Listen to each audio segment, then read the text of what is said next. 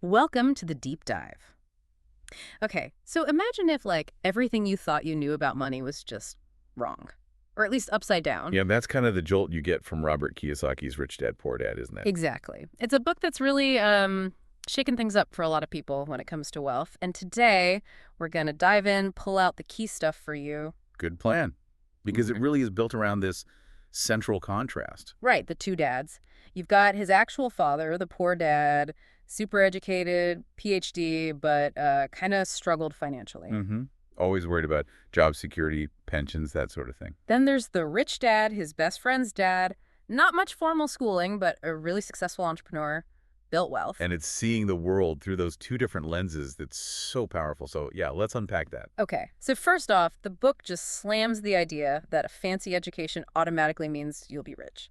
Totally.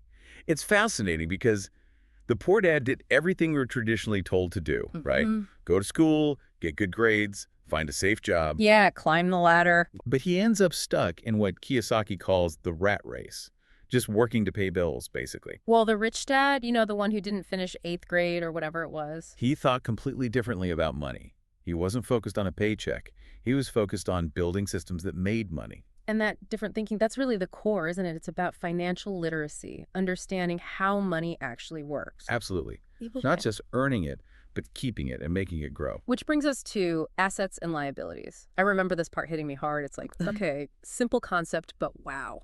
It is simple. An asset puts money in your pocket, period. A liability takes money out. Right. So that cool car you just bought. Probably a liability. Yeah. You're paying for gas, insurance, repairs, the loan. Right. It's draining cash. But say a small rental property that brings in more than it costs each month. That's an asset. It's feeding your bank account. And Kiyosaki argues you should focus on acquiring assets, not liabilities. It flips the script from just working harder at your job to, Yeah. well, to making your money work for you. It's exactly.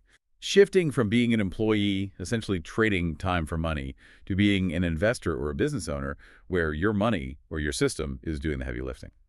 So when he talks about making money work for you, what's maybe one specific idea he pushes that really challenges how most people think, beyond assets, I mean? Well, his take on debt is pretty counterintuitive for many. We're often taught all debt is bad, right? Avoid it. Yeah, definitely. Credit cards, loans, scary stuff. But Kiyosaki says there's good debt and bad debt.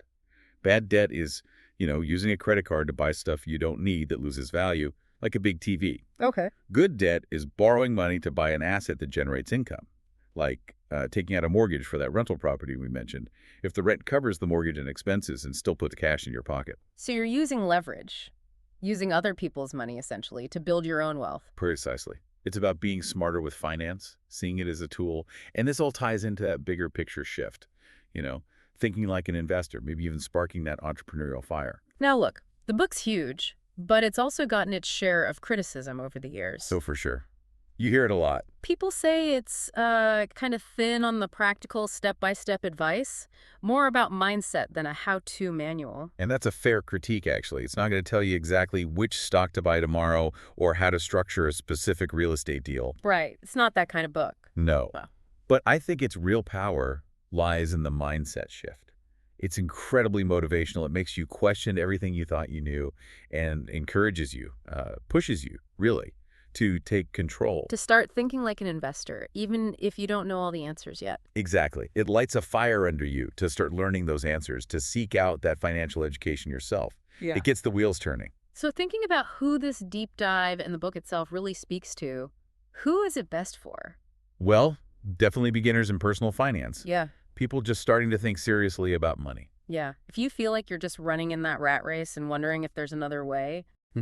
Also, anyone curious about entrepreneurship, about building something for themselves. And really, anyone who feels stuck in that traditional school job retirement model and wants to, shake up their thinking about money, it makes you look for your own rich dad lessons. Yeah. So wrapping this up, what's the big takeaway? Rich Dad, Poor Dad basically challenges you to completely rethink how you approach money. Move beyond just the paycheck. Yeah, focus on building those income-generating assets. Yeah.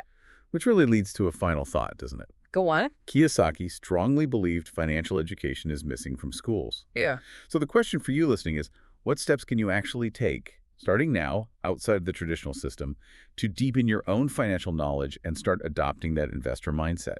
That's the key question, isn't it? Taking that first step, opening your mind, maybe finding those Rich Dad principles that work for your life. Great stuff to think about. Thanks for diving deep with us today.